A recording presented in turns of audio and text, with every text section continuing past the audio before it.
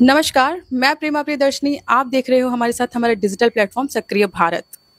आज जो हमारे साथ गेस्ट जुड़े हैं वो किसी भी परिचय के मोहताज नहीं है, क्योंकि वो एक उम्दा कलाकार, बल्कि अभी मैंने जस्ट प्ले देखा मैम का। मैम ऑन कैमरा में बोलना चाहती है और सो मतलब आपने इतना बेस्ट किया है, मैं बता नहीं सकती।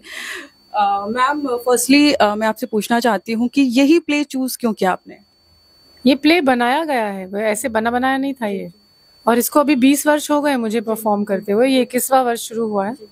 3 साल लगे काम करने, स्क्रिप्ट बनाने में और रिसर्च और स्क्रिप्ट और सब। और उसके बाद एक पूरा साल लगा उसका परफॉर्मेंस स्टाइल बनाने में कि कैसे करना चाहिए, किस बॉडी लैंग्वेज कैसी होनी चाहिए, क्या होना चाहिए। तो 4 साल वैसे ही लगा पूरे रिसर्च, स्क्रिप्टिंग, सब म्यूजिक कॉम्पोजिशन, सब कुछ। और रिसर्च में ही 3 साल लगे, फिर स्क्रिप्ट में आखिरी 6 महीने लगे। और उसके बाद 1 साल लगा फ्लोर पे एक एक जेस्चर तराशने में कि कैसे क्या करना है। मैम बहुत मीनिंगफुल प्ले था। तो उसमें जैसे मैंने देख के समझ पाई कि जैसे फ्री सोल, बिल्कुल जैसे लड़कियां एक जीना चाहती हैं। जैसे ये इवेंट है वुमेन्स के लिए, वुमेन्स सशक्तिकरण के लिए। तो इससे मैं आपसे ये पूछना चाहती हूँ कि जैसे अभी मैंने स्टेज पे भी सुना था कि वुमेन्स सशक्तिकरण जो है वो सिर्फ एक विचार नहीं है, वो एक संकल्प है। इस पे आपके क्या विचार है? देखिए, मैं आपने कहा ना कि विमेन, लड़कियां फ्री होकर जीना चाहती है। मैं कहती हूँ हर इंसान जो पैदा होता है वो यही चाहता है। डेफिनेशन में बंध के जीना किसी को पसंद नहीं है, भले ही वो आदमी हो, औरत हो, कोई भी हो।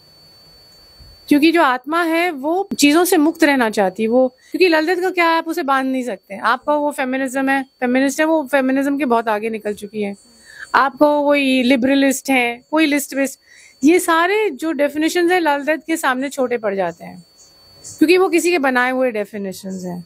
और ये डेफिनेशंस, ललित एक ऐसी शख्सियत है जो जिसे ना कोई समय, ना कोई धर्म, ना किसी एक डेफिनेशन में बांध सकता है। और इसीलिए वो इतनी प्रिय है सबकी, क्योंकि इस सब से परे जो हमारी आत्मा है उसको कोई डेफिनेशन समझ में नहीं आती है एक्चुअली। ये तो मैन मेड है ना, सब डेफिनेशंस हमारे इंसानों की बनी हुई।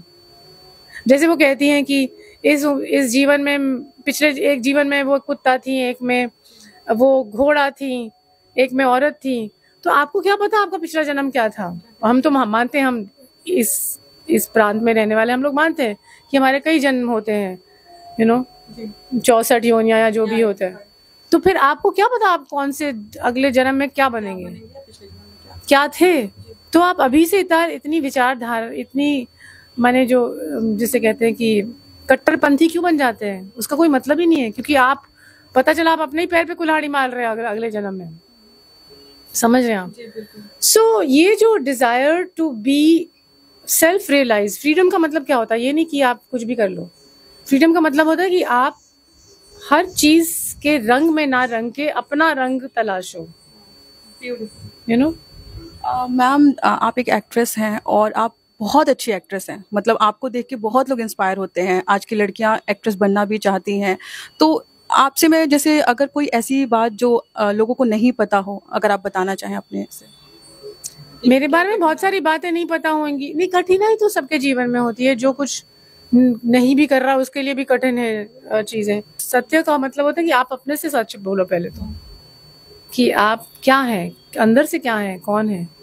तो पहले अपने आप को पहचानना सबसे जरूरी है, उसी के बाद आप कुछ आगे कर सकते हैं लाइफ में। और ये पहचानना लगातार एक एक एक कोशिश है, ऐसे हो ही नहीं जाती है। ये मुश्किल, it's a journey, we are all on a journey, all of us on a journey. So उस जर्नी को हम कितने अवेयरनेस के साथ कर पाते हैं, और परिकल्पनाएं जो हम बना लेते हैं उनसे कितना अलग रह पाते हैं। मैम वुमेन्स के लिए, लड़कियों के लिए स्पेशली कुछ अगर आप बताना चाहें कि आप ऐसा करो, या कुछ किस तरीके से आप अपने एम्स को पा सकते हो। किसी का अपना एक होता है, पर मैं आप सबको पहले से बता दूं, विमेन, आदमी और औरत में इतना फर्क करना नहीं चाहिए। क्योंकि जो बच्चे होते हैं ना, उसमें सिर्फ लड़कियां ही नहीं, छोटे लड़के भी बहुत वल्नरेबल होते हैं। और हर शरीर जो है इंसान का, वो आधा हिस्सा आपका नारी है और आधा हिस्सा पुरुष है। और वो डीएनए भी ऐसा ही है। हम अगर 26 क्रोमोसोम से बने तो 13 माँ से आए हैं और 13 पिता से आए हैं ना। तो ये हर इंसान का जो लेफ्ट भाग है वो नारित्व का है और राइट। तो नारित्व का क्या मतलब होता है, जो क्रिएटिव शक्ति जिसे कहते हैं, जो क्रिएटिव हेल्थी। और पुरुषार्थ का क्या होता है, जो थोड़ा तटस्थ रह सके। तो दोनों का अच्छा एक बैलेंस होता है। ये बैलेंस जो इंसान अपने जीवन में ले आए, इसलिए हमारा अर्धनारीश्वर का कॉन्सेप्ट है ना, यिंग यांग। क्या है वो जो यिंग यांग बोलते हैं चाइनीज में, the feminine the masculine, the day the night. हमारी जो ईडा पिंगला नाड़ियाँ ये हैं सुषुम्ना नाड़ी में जो जाती है, तो Ida is moon, that is feminine, this is the sun, it's considered the masculine energy. So energy is not determined by the body, energy is something else. It is उसका जो वो आपसे जो कार्य को जो उत्पन्न कराती है उससे एनर्जी होती है, या तो फेमिनिन या मैस्कुलिन। तो ये बहुत प्योर चीजें हैं, इनको संतुलन बनाना है अपने अंदर। तो सबसे पहले तो ये जब आदमी समझ जाए कि मेरे अंदर भी एक औरत है, और औरत भी समझ जाए कि मेरे अंदर एक मर्द है, और उसका बैलेंस क्या है। और जब लोग शादी करते हैं और एक साथ आते हैं, तो आपका जो पुरुषार्थ है वो आपके पति के फेमिनिटी से जुड़ता है और उनका जो मैस्कुलिन वो आपकी फेमिनिटी से जुड़ता है। So this is a very interesting alignment of energies, and energy is always pure. So I don't have, मुझे कोई संदेश नहीं देना, मुझे सिर्फ है कि जब आपके अंदर दोनों ही समाये हैं तो फिर आप उसे इतना अलग क्यों करते हो, फिर औरतों पे जुल्म क्यों, क्योंकि आप अपने अंदर की औरत को भी तो मार रहे हो कहीं ना कहीं। You understand? Yeah. So this balance, once it's understood, but for that you need people to self-realize. You know? हाँ, जैसे ललित कहती कुछ मारी तो कस मारन मारी कुछ तमार। तो अगर आप बाकी चीजों में उलझे रहेंगे, दुनिया की चीजों में, तो आप तो नहीं जुड़ पाएंगे अपने आपसे कभी भी। Life is totally based on balance. Of course, it's based on balance. It's based on understanding and compassion. And a great deal of introspection, inner living. जैसे ललित कहती है बाहर से तू भीतर जा। जितने लोग मोस्टली मैं बताऊं, जितने लोग बाहर की चीजें पकड़ के चलते हैं और बाहर के झंडे गाड़ते रहते हैं, वो अपने से जुड़े हुए ही नहीं है, अपने से खो गए हैं, बिखर गए हैं। इसलिए उनको बाहर से अश्योरेंस चाहिए, समूह चाहिए, मेरा समूह है। आप देखेंगे जितने महापुरुष हुए हैं, महापुरुष माने औरतें आदमी जो भी, उन्होंने कभी समूह की इच्छा ही नहीं रखी, क्योंकि सबको पता है कि हर इंसान में डिविनिटी है। तो जब इंसान अपनी अपनी डिविनिटी खोज लेते हैं तो वो सब एक दूसरे के प्रति उनके अंदर सहृदय भाव होगा ही। आपको समूह बनाने की जरूरत नहीं है, आपको बाहर बोर्ड लगाने की जरूरत नहीं कि आप इधर बिलोंग करते हैं, आप उधर बिलोंग करते हैं। पर मोस्टली लोग डरे हुए होते हैं, इसलिए उनको झुंड चाहिए। और बहुत जैसे आप प्योरली बता रहे हो, बहुत लोग बताते भी नहीं है क्योंकि उनको डर रहता है कि कहीं हमारे उस पर अटैक ना हो जाए, या बहुत जो एक लेवल पे पहुंच चुके हैं, मेरा ऐसा मानना है, वो नहीं बताते इतना प्योरली। क्योंकि देखो यही है ना, जैसे ललित कहती है कि जो बेवकूफ है उसको ज्ञान देना मतलब हाथी को खरोचने के बराबर है। तो जो बहुत वाइज लोग होते हैं उनको समझ में आता है कि इसका अपना जर्नी है, ये अपने आप मर के गिर के पिट के किसी तरह अगर पहुंचा तो पहुंचा। किसी दूसरे के कर्म में आप ज्यादा इंटरफेयर भी नहीं कर सकते हैं। आप ज्यादा से ज्यादा जो कर सकते हैं उतना करिए, पर पूरी तरह, क्योंकि वो भी अपनी एक आत्मा है, उसका अपना कुछ होगा जो उसको सीखना है सबक। मैं तो बहुत सुनना चाहती हूँ और बहुत चीजें पूछना चाहती हूँ आपसे। आपने इतना इतनी डीप बातें आपने कहा कि मैं कुछ बताऊंगी नहीं, लेकिन फिर भी आपने इतनी डीप बातें बता गए ना कि अगर जनता कनेक्ट करके उस चीज से इंस्पायर होके सीख सके तो ये बहुत बड़ी बात है कि हम बाहर क्यों जा रहे हैं, खुद को खोजें। जी, खुद को खोजें। एंड मैम, मैं इसलिए नहीं कह रही कि मैं इंटरव्यू कर रही हूँ या समथिंग, बट लिटरली आप में जो एक ऑरा है, जो एक पॉजिटिविटी है, वो डेफिनेटली मैं रिक्वेस्ट करूंगी कि आप लोगों तक जरूर पहुंचाएं, क्योंकि यू हैव द पावर। मैं ललित पहुंचा सकती हूँ, मैं अपने आप को बहुत उस लेवल पे पूरी तरह ऐसा नहीं कहती कि मैं बहुत महान हूँ या बहुत रियलाइज हूँ, मैं भी काफी चीजों से जूझती रहती हूँ। इंसान जब संघर्ष करता है तभी सीखता है। संतुलित रहूं, पर फिर भी आज मैं ये सब आ गई यहाँ पे ड्रेसिंग करने और मुझे टेंशन था प्ले का, तो मैं संध्या जी पे भड़क गई कि मैं तो मुझे फिर लगता कि यार देखो संतुलन खो दिया। तो ये लगातार एक संघर्ष है। बट एक चीज है कि आप उस चीज को रियलाइज भी कर रहे Realize हो। तो हाँ, लगातार लगा रहे हैं। रियलाइज करके और उस पर वर्क करना, ये सबसे बड़ा मतलब learning is the best thing in the life. और वो आप बहुत अच्छे से बता रहे हो। 2-3 पॉइंट्स जो भी आपने बताए वो बहुत मीनिंगफुल है। एंड आई मतलब मैं डेफिनेटली इस चीज को बिलीव करती हूँ कि हमारी वुमेन्स, हमारी जैसा कि आपने बताया, मैं आपके वर्ड्स को जो लोग ऑडियंस देख रहे हैं ना, ये भी एक अपने आप में है कि आप ना एक बैठ के एक जगह बैठ के देखना, सीखना, करना, यही बड़ी बात है। कि आज की डेट में जिस तरह से भाग रही है जिंदगी, लोग फोन में डूब चुके हैं। हाँ, हाँ। बीच में सोशल मीडिया की वजह से बहुत सोशल influence मीडिया में इस कदर ये एक नशा कर लिया इन्होंने, मतलब, और अपने आप को बर्बादी की तरफ ले जा रहे हैं। तो किसी भी तरह से इनको वापस लाना है, तो हम तो बस ये करते हैं कि हम मोटिवेट करते हैं इनको, कि हम बता रहे हैं कि भाई इसमें ना टाइम देते हुए आप कुछ अच्छी चीजें सीखो। देखो आज जो क्राउड था उसमें मिक्स क्राउड था, किसी को इंटरेस्ट आ रहा था, किसी को नहीं आ रहा था, पर प्ले इतना अच्छा था, मीनिंगफुल था, समझ में आ रहा था, तो लोग जो मस्ती वाले लोग थे उनको भी। बट एक चीज मैंने नोटिस किया कि शुरू में वो ध्यान नहीं गया, लेकिन बाद में मैम ने जो उसको पकड़ा है, लाइक वो तो फिर मतलब तालियां नहीं रुक रही थी। तालियां नहीं रुक रही थी, लोग रश इतना हो गया था कि बैठने की भी जगह नहीं हो रही थी। वो मतलब मैम का एक एक्ट था कि वो बैठ के बोल रही थी कि वो कपड़े वाला बता रही थी कि, तो उसमें जो मतलब आई वाज लाइक गूज़बम्प्स। आप सोचो, एक पर्सन ने इतने रोल एक ही जगह पे कर दिए, ये हर किसी के बस की बात नहीं है। ये बहुत टफ रोल था। और ये मतलब आप, उन्होंने मुझे पहले ही बोला था कि आप एक ही जगह पे मुझे कई रूपों में देखोगे, कई उसमें देखोगे, तो वो उन्होंने दिखा दिया। वो मैं खुद से शॉक थी। मैं उन सबको बोल रही थी कि मेरे को मैम ने बोला कि मैं एक ही जगह पे अलग अलग रूपों में दिखूंगी। तो ये है कि हम भी एक औरत भी कई रूपों में काम करती है।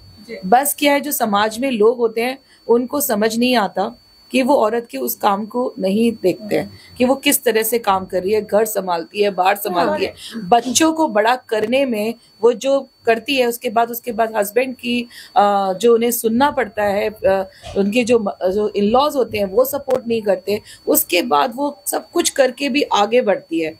तो ऐसी औरत को मैं बोलती हूँ कि वो दुर्गा है। बिल्कुल।